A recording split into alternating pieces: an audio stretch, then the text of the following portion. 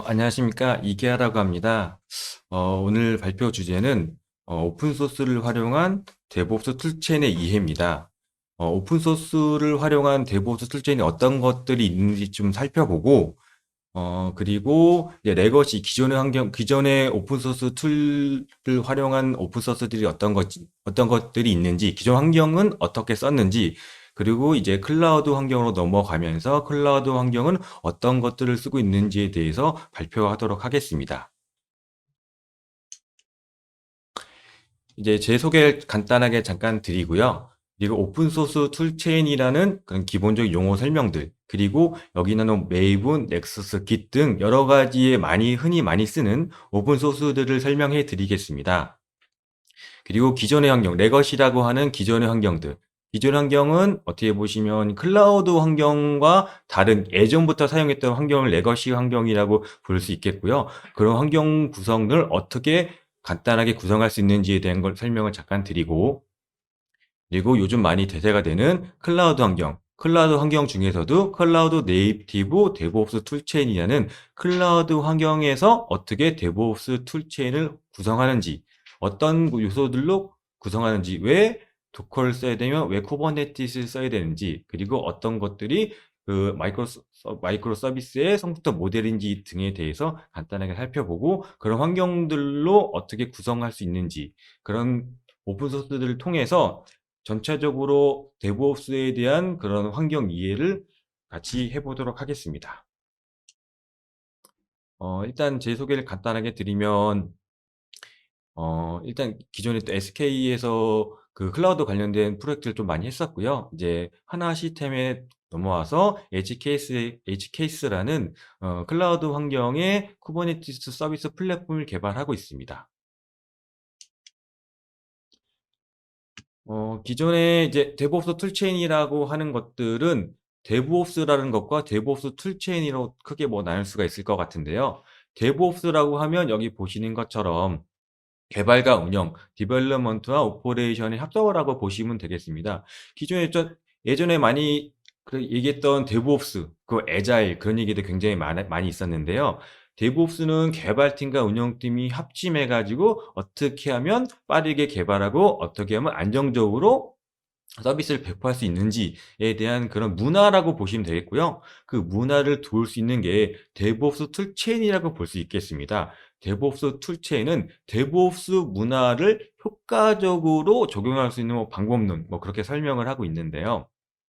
그런 방법론을 통해서 뭐 기획, 개발, 빌드, 테스트, 배포, 뭐 모니터링, 산출물, 난리지 베이스 등 여러 가지를 하나를 묶어서 어떻게 하면 좀 더 툴을 이용해서 그런 데브옵스 문화를 적용할 수 있는지에 대한 그런 얘기가 되겠습니다. 이제 기본적인 용어들을 좀 설명해 드릴 텐데요. 기본적인 용어들을 좀 보고, 물론 많이 아시는 분들도 있을 거고, 좀 이제 개발이나 그런 걸 좀 안 해보신 분, 특히 자바 개발이나 그런 걸 좀 안 해보신 분들은 좀 새로운 용어도 있을 수 있을 것 같습니다. 그런 용어들을 통해서 내가 어떻게 이런 거를 좀 익힐 수 있고, 이런 건 어떻게 쓰는 건지, 결국은 이런 툴을 이용해 가지고 그런 툴체인을 만들고, 그런 툴체인을 이용해서 데브옵스라는 문화를 만들 수 있기 때문에 이런 툴을 먼저 익히는 것도 굉장히 중요한 일이라고 하겠습니다.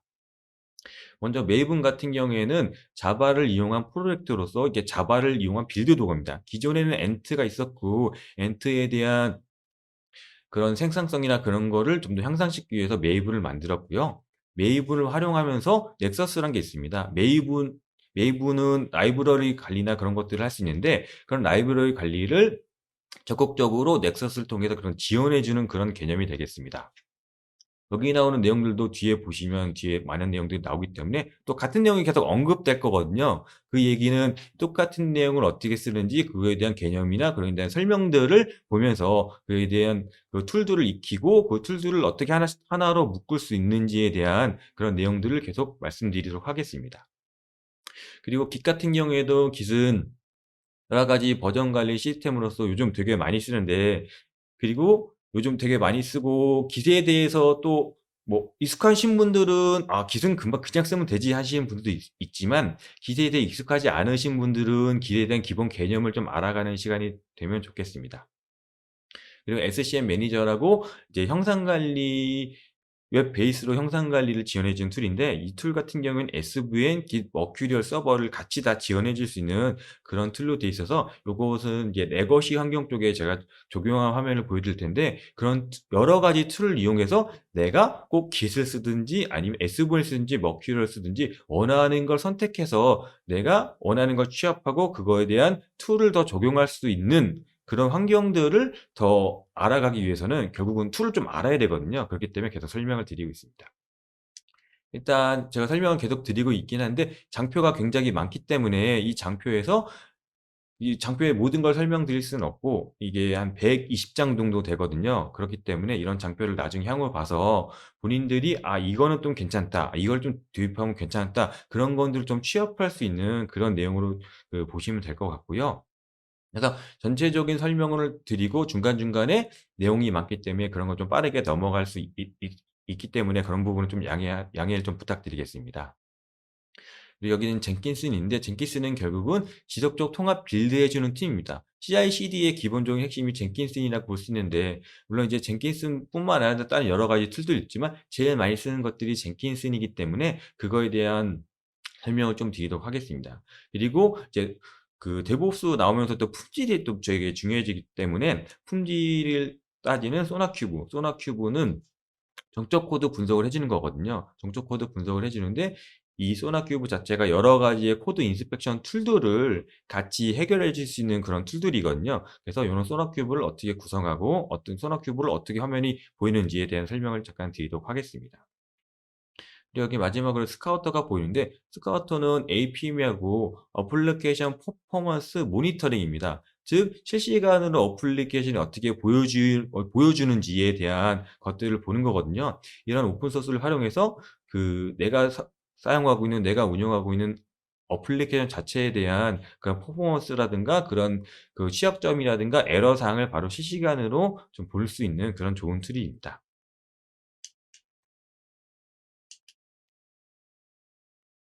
네. 예. 뒤로. 네. 일단 메이븐 같은 경우에는, 메이븐을 설명드리면, 일단 기존적인 빌드 툴이라고 보시면 되겠습니다.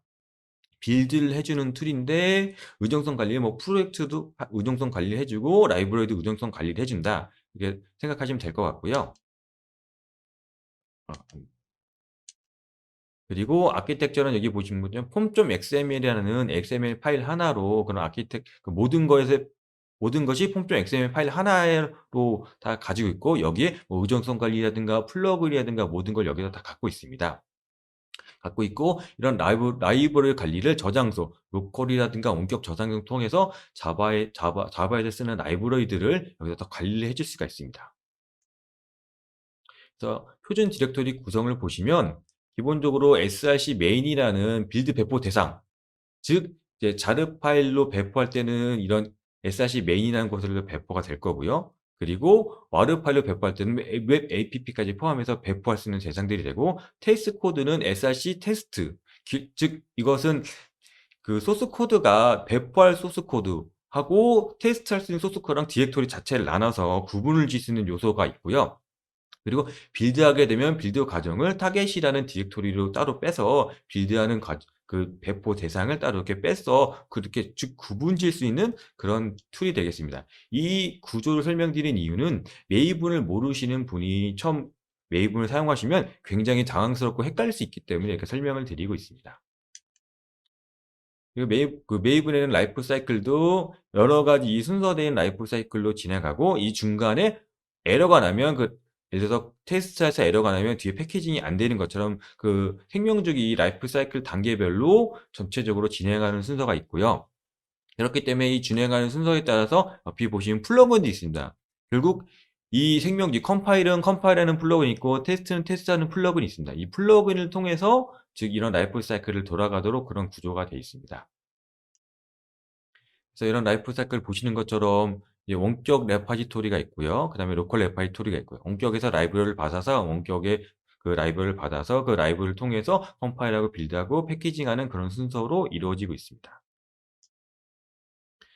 그래서 여기는 원격 저장소가 있고요. 로컬 저장소가 있습니다.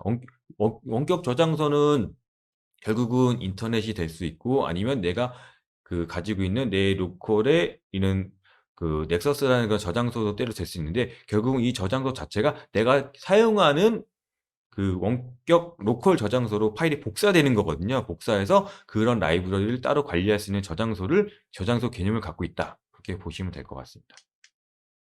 그리고 그런 것 저장소와 개념의 그런 거를 폼.xml이라는 파일로 관리를 하고 있다. 그런 설명을 하는 거고요.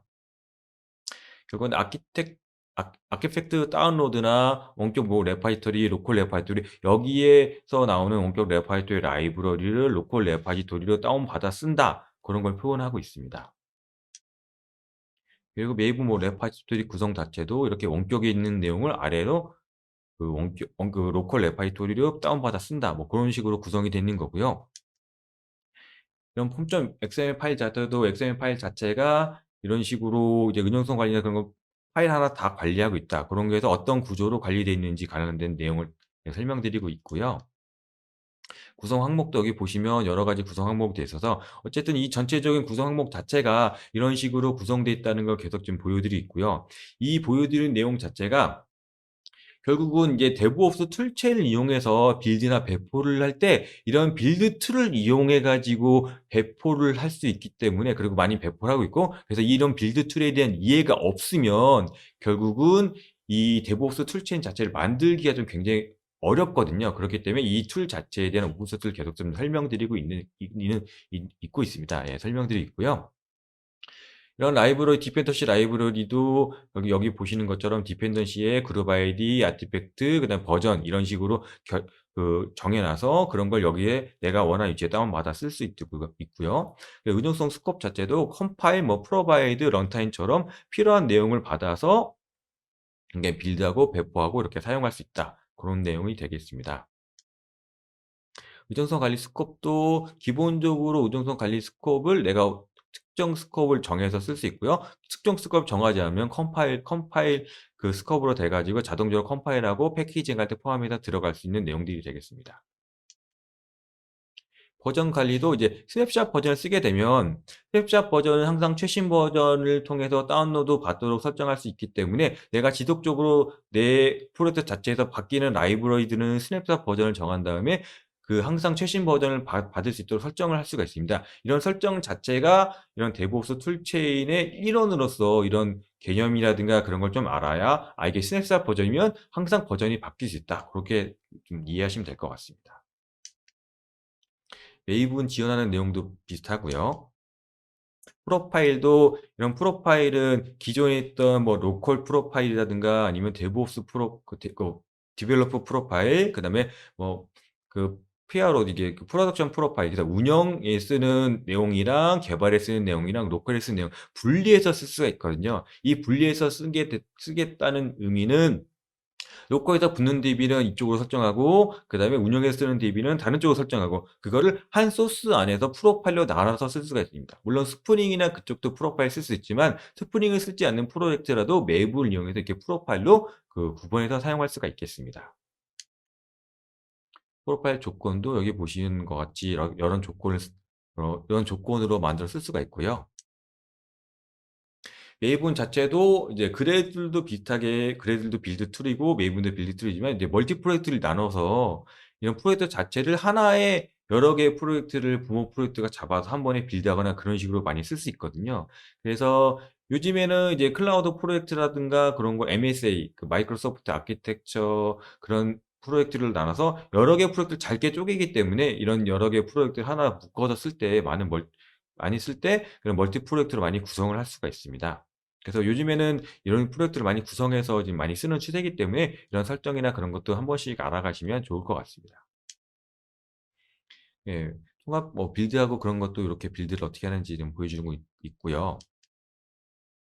여기 나온 넥서스. 이제 메이븐을 쓰시는 분들은 메이븐은 대부분 많이 알 수 있는데 넥서스 같은 경우는 많이 모르시는 경우들이 있거든요. 근데 넥서스는 이제 메이븐이나 그레이드를 쓰게 되면 넥서스는 꼭 뭐 반드시 필수사항은 아닌데 이걸 쓰라고 굉장히 권장을 드리고 싶습니다. 왜 권장을 드리고 싶냐면 일단은 넥서스 쓰게 되면 이제 왼쪽에 보시는 화면처럼 내부 저장소가 없는 넥서스가 없는 상태에서는 모든 걸 다 인터넷으로 다운받아 써야 되기 때문에 프로젝트가 크거나 많게 되면 처음에 프로젝트 생성할 때 라이브러리를 수백 개의 라이브러리를 다 받을 때 어떤 라이브러리들은 네트워크 상태나 그런 것 때문에 에러가 날 수도 있거든요. 하지만 이렇게 오른쪽에 보시는 것처럼 넥서스나 그런 환경이 구성됐을 때 그런 환경을 통해서 좀 더 빠르게 받을 수도 있고요. 또 한 가지는 아까 전에 봤던 그런 자료 파일이나 그런 내부 라이브러리를 내가 넥서스로 배포해서 그러니까 공통팀에서 만든 라이브러리를 넥서스에 배포하고 사용자가 그 넥서스에 배포했던 라이브러리를 받아다 쓸 수 있는 그런 환경도 구성할 수 있기 때문에 그러니까 메이븐이나 그레이드를 사용하는 그런 프로젝트들은 넥서스를 꼭 사용하시는 걸 권장해 드리고 있습니다. 넥서스 설치할 때는 기본적으로 다운받아서 실행하면 이런 화면이 나올 거고요. 이런 화면 나올 거고, 넥서스 같은 경우에는 넥서스 2랑 3 버전이 나눠지는데 요즘 대부분 많이 3를 쓰고 있긴 한데 2랑 3의 차이점 같은 경우를 보시면 그 뭐 도커라든가 npm 같이 넥서스 3에서 더 많은 거를 지원해 주고 있거든요. 그래서 뒤에서 이제 클라우드 네이티브 쪽에서 설명을 드리겠지만 그 도커에 대한 결국 그 도커에 대한 이미지 레지스트리, 그러니까 도커를 저장할 수 있는 저장소가 넥서스도 사용할 수가 있습니다. 그렇기 때문에 그런 걸 좀 더 넓어졌기 때문에 그 넥서스 2보다 넥서스 3를 쓰시는 거를 더 권장드리고 있고요. 실행할 때 기본적인 뭐 로그인해서 이렇게 들어가시면 설정할 게 있고요. 그리고 넥서스를 만들 때는 기본적으로 뭐 그룹, 호스트, 프록시, 버추얼 이런 식으로 나눠질 수 있고요. 호스트 유형도 뭐 서든 파티, 릴리지, 스냅잡. 그러니까 호스트 유형 같은 경우에는 일단 호스티드는 내가 라이브러리 갖고 있는 라이브러리를 그쪽에 직접 배포할 때 쓰는 게 호스티드가 되겠고요. 프록시 같은 경우에는 다른 쪽, 그러니까 외부에서 지원해지고 있는 넥서스 라이브러리를 연계해서 쓸 때, 이 프록시 같은 경우에 넥서스 자체를 프록시 서버로 쓸 수 있기 때문에 방화벽 때문에 여러 가지를 한 번에 모든 개발자가 인터넷이나 여러 환경을 열릴 수 없을 때 넥서스 하나를 집중해 가지고 넥서스에 있는 방화벽을 다 열고 그 방화벽 통해서 나는 넥서스에는 접근할 수 있고 넥서스에는 방화벽을 더 집중해서 열 수 있으면 결국은 한쪽에서 다 열 수 있기 때문에 집중이 되고 그 보안에 또 약간 또 안전하게 쓸 수 있는 장점이 있어서 이런 넥서스를 항상 권장을 해 드리고 있습니다. 넥서스 관리할 때도 이런 식으로 관리해서 내가 필요한 파일이나 그런 거를 따로 이렇게 업로드도 할 수 있고요. 네, 이렇게 업로드 관련된 설정을 이렇게 넣어서 업로드 할 수가 있겠습니다. 그리고 결국은 이 메이븐을 통해서 넥서스 이렇게 배포도 할 수 있거든요. 배포 설정을 하면 직접 그러니까 메이븐을 통해서 넥서스 라이브를 서버로 배포를 할 수 있습니다. 그리고 Git 같은 경우에는 Git 설명이 굉장히 많은데 이건 시간 관계상 이렇게 다 설명드릴 수는 없고 Git 관련된 간단한 내용들을 설명드리도록 하겠습니다. SVN하고 Git하고 가장 다른 점은 SVN은 중앙 집중식, 즉 서버가 한 개라고 보시면 되겠고요. 그래서 내가 그 서버에 붙어서 모든 걸 받고 거기 서버에 배포하는 식인데 Git 같은 경우에는 서버가 분산 서버라고 보시면 될 것 같습니다. 내 자체의 Git이 있고 그다음에 리포지토리, 옛날에 SVN에서 쓰는 중앙 서버들이 따로 있기 때문에 그런 서버 역할을 리모트 서버라고 보시면 될 것 같습니다. 예전에 리모트 서버가 예전에 그 SVN 서버라고 보시면 될 것 같고요. 그런 설정도 이렇게 분산한 경우가 됐기 때문에 속도도 굉장히 빠르지만 SVN하고는 굉장히 좀 다른 측면이 있기 때문에 그런 측면을 따졌을 때 내가 그걸 어떻게 더 접근할 수 있는지, 그리고 요즘에 많이 기터브나 그런 것도 많이 쓸 수 있기 때문에 그런 거를 한번 배포해 보고 간단하게 쓸 수 있다면 깃 자체도 이제 클라우드나 그쪽에서는 굉장히 좀 많이 쓰고 있기 때문에 좀 더 기술에 대해서 좀 많이 익숙해질 필요는 있을 것 같습니다. 근데 여기 보시는 화면들이 이제 다 깃을 어떻게 만들고 배포하고 그다음에 저장소를 어떻게 만드는지 그런 관련된 얘기가 좀 많이 나오고 있기 때문에 그런 관련된 개념들은 한 번씩 장표를 보시고 이거 뭐 지금 난 이해가 안 가더라도 이런 식으로 한 번씩 보고 어떤 개념인지 한번 익히는 것도 굉장히 좋은 선택이라고 하실 수 있겠습니다. 자, 여기 나오는 내용들은 좀 간단하게 좀 넘어가도록 하겠습니다. 네, 내용들이 좀 많이 나와서 이런 파일 상태도 관리할 수 있고요. 이런 상태들 여기 관리할 수 있기 때문에 이런 내용들을 한 번씩 이런 거구나 이렇게 관리하고 그래서 이런 깃 서버를 하나 만들어서 이렇게 로컬에서 테스트 해보시는 것도 그렇게 나쁘지 않겠습니다. 관련된 내용이 좀 이제 많이 나와서 이거는 빠르게 좀 넘어갈 거고요. 여기에 나오는 이제 내용들 자체는 지속적인 통합에 대한 아키텍처인데요. 결국은 지금 로컬에 있는 환경, 이게 기존에 있던 레거시 환경도 이거랑 유사한 환경으로 지금 구성이 되어 있고요. 여기에 가장 큰 핵심은 이제 오픈소스인 젠킨슨이라고 보시면 되겠습니다. 젠킨슨 환경 같은 경우에는 이제 왼쪽에 있는 게 허드슨이고 오른쪽에 있는 게 젠킨슨입니다. 예전에는 허드슨이 있었고 이 허드슨을 이제 젠킨슨으로 이제 바뀌었고요. 왜 바뀌었냐고 말씀드리냐면 허드슨은 더 이상 이제 릴리즈가 되지 않습니다. 그래서 이제는 허드슨 쓰는 프로젝트가 있다면 그 허드슨 자체가 굉장히 좀 오래된 거라고 생각하시면 될 거고요. 이제는 이제 젠킨슨을 쓰기 때문에 젠킨슨 같은 경우에는 이제 CI 서버, 이제 컨티뉴어스 인티그레이션이죠. 지속적인 통합을 할 수 있고 밸브하고 배포하고 빌드할 수 있다. 그렇게 쓰시면 되고 굉장히 쉬운 뭐 설치나 배포를 할 수 있고요. 그리고 아래 보시는 화면처럼 UI를 통해서 간단하게 접근할 수 있고 플러그인 기반이기 때문에 내가 필요한 플러그인들을 확장해서 쓸 수가 있습니다. 그래서 뭐 주요 기능 이렇게 보시면 폴링이나 그런 것도 가능하고 이걸 통해서 배지나 그런 걸로 활용하시는 분들도 있기 때문에 굉장히 활용도는 높다고 할 수 있겠습니다. 그리고 여기 보시면 정적 분석 도구 같은 경우에는 정적 분석 도구는 이제 소스 코드를 가지고 분석해 주는 툴입니다. 분석할 때 내가 필요한 룰을 넣어서 분석해 주는 거고요.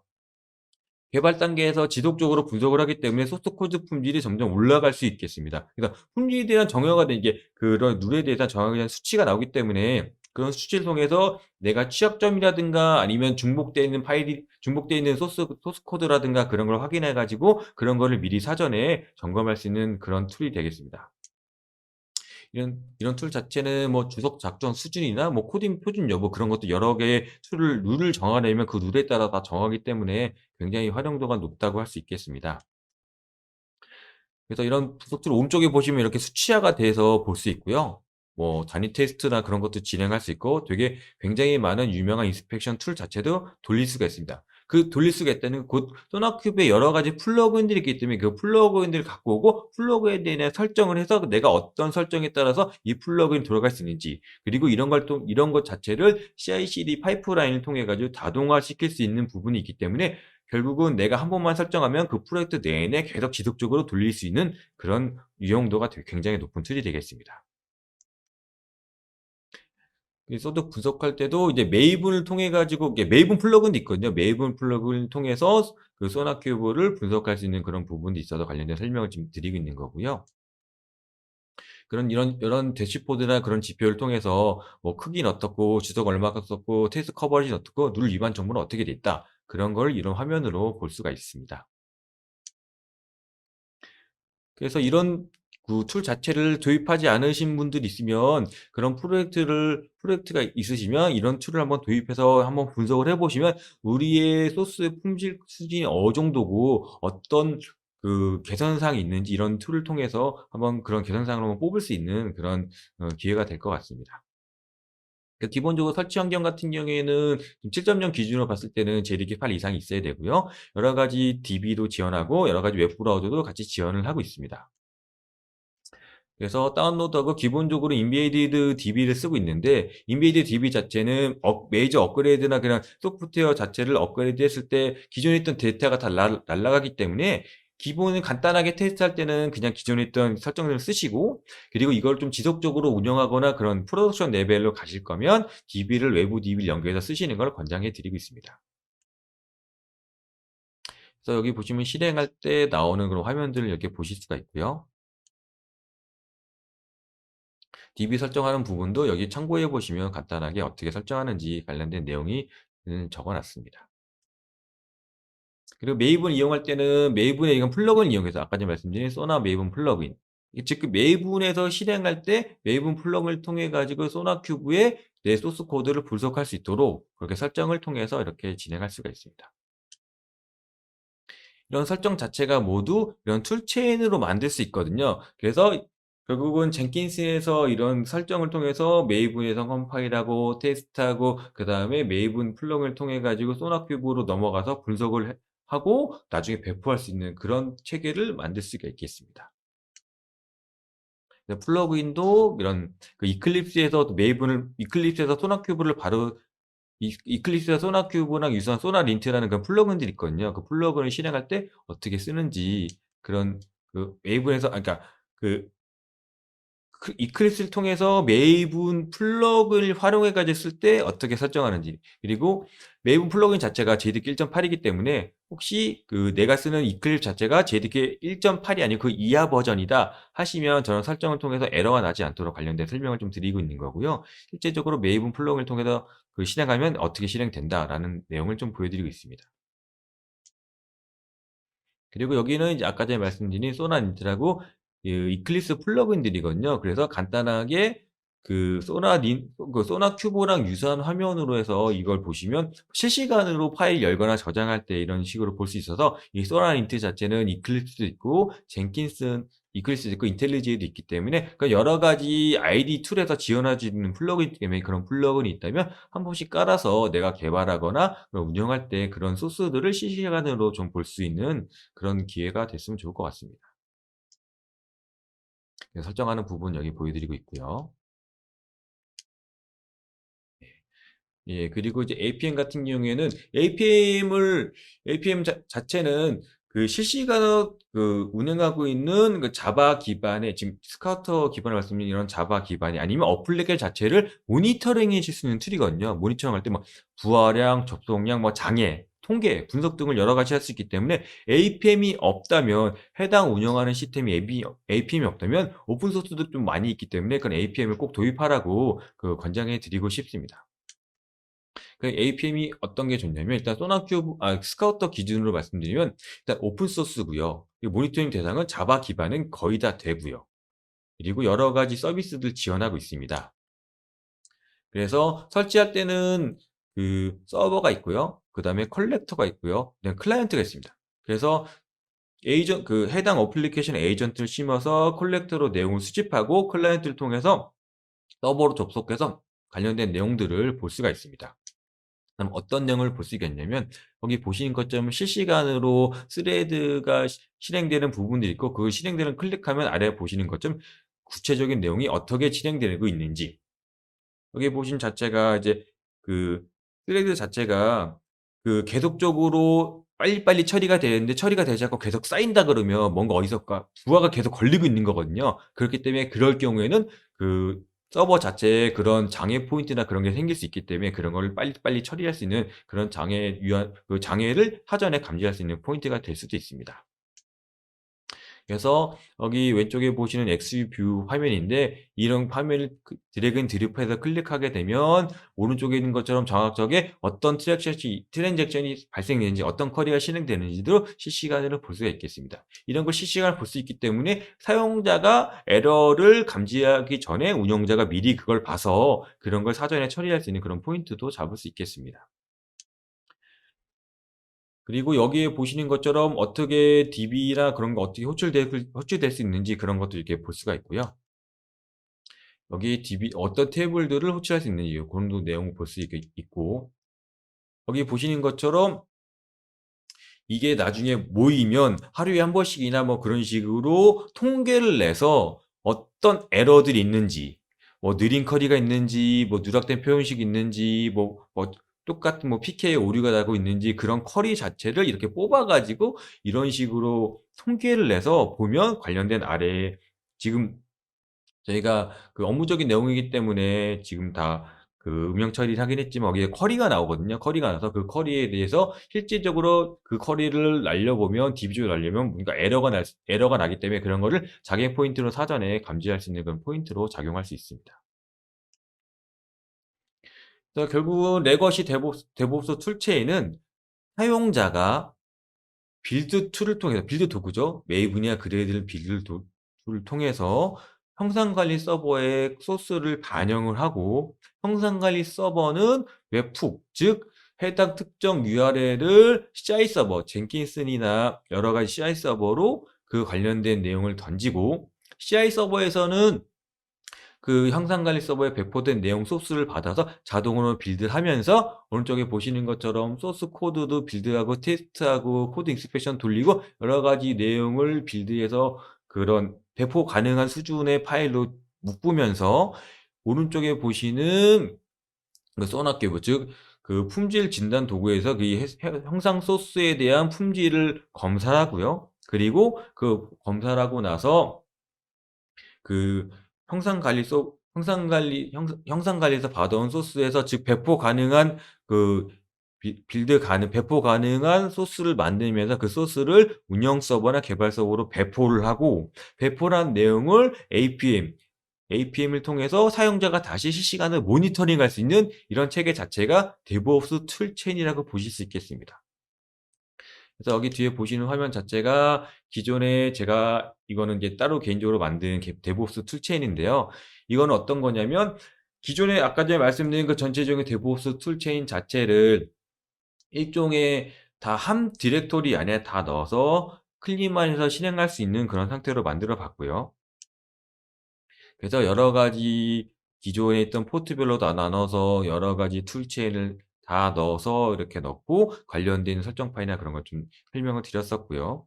이런 설정 파일은 여기 있다. 그런 내용을 했고, 그래서 여러 가지 실행 파일만 실행할 수 있도록 결국 배치 파일만 윈도우 기반으로 배치 파일만 실행하면 바로 그 해당 툴이 떠가지고 바로바로 접속될 수 있는 그런 상태를 예전에 만들어 봤었고요.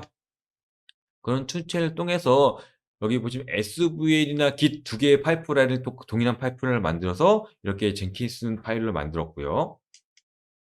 그리고 그런 젠킨스 파일 통해서 그, 그, 넥서스의 프로키 서버를 구성해서 내가 기존에 했던 그 대표적인 센트럴 레파지토리, 즉, 우리 중앙 레파지토리가 아닌 다른 레파지토리에 필요한 내용들을 연계해가지고 구성을 했고, 그리고 이런 형상관리 자체도 Git하고 SVN 두 개 다 형상관리 그 레파이토를 두 개 만들어서 두 개 다 운영을 해서 두 개 다 운영하고 그 프로젝트가 두 개이기 때문에 그 두 개에 대한 젠킨스의 파이프라인 중에서 소나큐브를 돌릴 수 있도록 해서 돌려서 그 관련되어 있는 결과들 이렇게 볼 수 있도록 자동화 시키고요.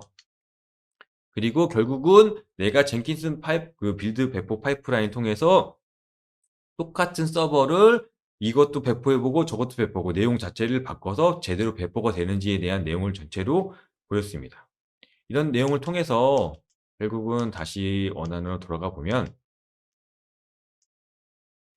결국은 이런 전체적인 데브옵스 툴체인, 기존에 있던 데브옵스 툴체인 방식을 통해서 결국은 이 데브옵스 툴체인을 하는 목적 자체는 데브옵스 문화를 얼마나 적용시킬 수 있는지, 즉 이렇게 자동적으로 빌드 파이프라인 만들고 배포를 자동적으로 할 수 있도록 만들려고 하면 이런 오픈소스를 이용하던 사용소스 이용하던 자동화 툴을 이용해서 자동화시키는 게 가장 중요하거든요. 그래서 나는 형상관리 소스만 배포하면 나머지는 다 자동화시키는 겁니다. 배포까지. 자동화시켜서 그 과정에서 그 소스 코드부터 분실하고 원하는 곳에 배포도 하고 그런 식으로 다 자동화 시켜 놓으면 결국 이거 자체가 하나의 문화로 만들 수도 있다고 좀 생각을 하고 있습니다. 그래서 기존의 환경은 레거시 환경은 제가 이렇게 기존에 만들었던 환경을 다 설명을 드렸고요. 그러면 이제 클라우드 네이티브라는 환경에서는 어떻게 구성되는지에 대한 설명을 잠깐 드리도록 하겠습니다. 이거는 제가 지금 현재 저희 회사에서 만들고 있는 하나 쿠버네티스 서비스라고 이제 명명 지기는 클라우드 네이티브 데브옵스 툴체인이라고 볼 수가 있는데요. 기존에 있던 빌드 자체는 메이븐을 썼지만 여기는 빌드 도구를 썼지만 그레드인지 메이븐인지 어떤 걸 쓰든 상관없이 그렇게 배포를 할 수 있고요. 지금 넥서스 자체는 라이브러리 관련된 형상관리 서버를 쓰지만 여기에서 직접적으로 이제 그 클라우드 관련된 도커 이미지도 여기다 넣어가지고 도커 이미지 레지스트리도 따로 쓰도록 돼 있고요. 얘네 코드는 아까 전에는 그 SVN 매니저 썼지만 여기서는 이제 Git이라고 GitHub랑 유사한 Git 관련된 걸 썼고 그리고 이제 XEK라고 컴플런스랑 유사한 사용자 공유 하는 그런 것도 썼고요. 그 다음에 뭐 도커, 쿠버네티스 그런 것도 썼고 메타모스트라는 것도 써서 이게 계정 슬랙이랑 되게 유사하게 만드는 거거든요. 그래서 슬랙이랑 API를 거의 동일하기 때문에 관련된 배포라든가 그런 것들 알람을 쓸 수 있도록 그런 형식으로 만들었고 CI/CD는 젠킨스를 썼고 그 다음에 테스트나 그런 품질 도구는 소나큐브를 썼습니다. 근데 모니터링이나 그건 이제 클라우드 네이티브이기 때문에 그 프로메테우스로 내용을 수집하고 그래프 하나로 배포할 수 있는 그런 화면으로 만들었고요. 기존의 화면인데 여기를 더 추가를 해가지고 기존에는 도커 이미지 레지스트, 도커에 대한 이미지 저장소 자체를 넥서스로 썼는데 넥서스 버전 하버로 이미지 저장소 쓰고 넥서스는 이제 라이브러리 관리하는 용도만 지금 쓸 예정이고요. 그리고 아까 전에 말씀드린 스카우터도 이제 쿠버네티스나 그런 기반으로 배포할 수 있기 때문에 그런 쿠버네티스 적용하고, 그다음에 그 쿠버네티스라는 거를 전체적으로 아우를 수 있는, 쿠버네티스를 관리할 수 있는 렌처라는 것도 추가로 적용해서 좀 더 큰 범위의 향후에 발전된 모습을 만들기 위해서 계속 개발하고 있습니다. 이제 여기 보시면 그럼 왜 데브옵스를 써야 되고 왜 CI/CD를 써야 되고 왜 클라우드나 컨테이너를 써야 되는지 대한 내용을 보시면 오른쪽에 있는 게 결국 레벨이 올라가고 저희가 바라보는 지향점이라고 보실 수 있겠습니다. 그래서 여기 보시면 그렇다고 해서 왼쪽이 꼭 나쁜 것이냐 그런 건 아니지만, 모노리틱으로 프로젝트를 만들어도 결국은 이 모노리틱 자체가 클라우드 향을 바라보면 될 수 있기 때문에, 클라우드 향을 바라본다는 건 내가 여러 가지 스케일 아웃 할 수 있고 이 세션을 공유할 수 있고 그런 식으로 만들면은 꼭 모노리틱이 나쁘다는 건 아니거든요. 그래서 여기 뒤에 보시면 이제 그러면 모노리틱하고 마이크로 서비스 MSX은 어떤 게 다르냐? 어떤 게 좋다 나쁘다 그런 의미는 없거든요. 모노리스의 장점도 있습니다. 간단한 개발, 간단한 배포, 간편한 확장. 왜냐면 하나이기 때문에 간단히 확변하거든요. 근데 마이크로 서비스 같은 경우에는 여기 보시면은 기본적으로 분산 환경이거든요. 그래서 배포도 복잡하고 분산하기 때문에 서버도 많이 뜨기 높은 메모리나 자원을 많이 소비합니다. 하지만 그만큼 큰 장점이 많겠죠. 하나가 배포가 고장이 나면 그 배포만 고장 나서 격리할 수도 있고요. 그리고 각각의 어플리케이션이 따로따로 뜨기 때문에 그 어플리케이션에 대해서 이런 기술 스택을 따로따로 쓸 수 있는 그런 장점도 있고요. 모노리스의 장점 같은 경우에는 하나만 쓰기 때문에 그 하나에 대한 개발 생산성 저하도 되는 것도 있고, 장애가 나면 전체적으로 조그만 장애라도 전체적인 장애가 한 번에 날 수 있기 때문에 그런 많은 장단점이 있기 때문에 어떤 거 꼭 모노리스 써라, 어떤 거 꼭 마이크로 서비스 MSA 써라 하는 것보다는 내가 내 수준을 봐서 어떤 부분이 더 맞느냐, 즉 업무의 복잡도나 그런 걸 봤을 때 업무의 복잡도가 높지 않다면 잘 만든 모노리스 쓰는 게 더 나을 수도 있고요. 업무가 점점 복잡하고 고도화가 되면 MSA를 쓰는 거를 한번 고려해 보시는 것도 나쁘지 않을 것 같습니다. 그러기에 따라서 이제 도커가 어떤 것인지 잠깐 설명을 드려야 되는데, 도커는 기본적으로 컨테이너화다. 컨테이너화 시켜 가지고 기본적인 내용들을 잠깐 격리시켜야 된다. 그런 얘기가 잠깐 나오는 거고요. 네, 이미지는 컨테이너화된 이미지 템플릿이라고 보시면 되고, 즉 컨테이너가 그러니까 그 이미지가 실제적으로 인스턴트에서 실제적으로 메모리에 올라가면 컨테이너라고 보실 수 있겠습니다. 네, 컨테이너라고 볼 수 있고요. 오른쪽에 보시는 게 도커 컴포즈는 도커를 이제 자동적으로 배치처럼 여러 개 실행하는 부분이고, 쿠버네티스는 기본적으로 컨테이너, 즉 도커가 만든 컨테이너 자체를 여러 개 여러 개 관리해질 수 있는 화면이다. 그래서 즉 여기서는 컨테이너가 되게 많아지고 복잡해질수록 쿠버네티스나 그런 관리할 수 있는 관리 환경으로 가야 된다라는 것을 표현하기 위해서 이렇게 병폐를 적어 놨고요. 그래서 쿠버네티스 정의나 그거는 간단하게 좀 보시면 될 것 같고요. 저희가 지금 제 회사에서 만든 HKS는 어떤 기술 스택을 갖고 있냐면, 코어라는 기본적인 쿠버네티스 관련된 환경과 CNI라고 되어 있는 것까지 코어에 포함될 수 있긴 있지만, 여러 가지 CNI 중에 칼리코를 선택했고, 옵저빌리티라는 이런 관측할 수 있는 부분은 프로메테우스랑 그래파나를 통해 가지고 수집하고 그거에 대한 시각화해서 보여주고요. 게이트웨이 같은 경우에는 기본적으로 제일 많이 쓰는 엔진엑스에 대한 잉그렉스에 대한 걸 엔진엑스 썼고, 메탈LB, 즉 저희는 베어메탈에서 그냥 기본적으로 설치했기 때문에 메탈LB 사용해서 구성했고요. 데브옵스는 정보 공유한 XU키, 그다음 Git, 형상 관리한 Git를 썼고, 자신이 아까 전에 보신 소나큐브를 썼고요. 넥서스는 라이브러리 관리 용도를 썼고, 그다음에 마리아DB 같은 경우에는 이 데브옵스 툴 자체가 또 자체 DB를 쓰고 있기 때문에 그런 DB 환경을 구성했습니다. 그리고 메타모스트라는 그런 공유 환경을 써가지고 이런 환경을 어떻게 구성되어 있는지에 대한 내용들을 뒤에서 간단하게 화면들을 통해서 좀 보여드리도록 하겠습니다. 이게 컴플러스랑 유사한 XEQ 화면이 이렇게 보이는 거고요. 즉 여기다 프로젝트에 관련된 내용을 여기다 적고 그 내용을 그대로 가져가 계속 쓰게 되면 거기 정보를 계속 공유할 수 있는 거거든요. 그런 측면에서 이런 컴플러스라든가 이런 위키 페이지는 XEQ가 뿐만 아니라 꼭 어떤 걸 쓰더라도 꼭 쓰시는 거 권장해 드리고 있습니다. 그리고 이런 Git는 기존에 있던 Git 화면과 거의 유사한 화면이라고 보시면 되겠고요. 그리고 넥서스 같은 경우에는 말씀하신 라이브러리 관리, 즉 이미지 네스트 쓸 수 있고 라이브러리 관리도 이렇게 따로 쓸 수 있다라는 걸 보여드리는 거고요.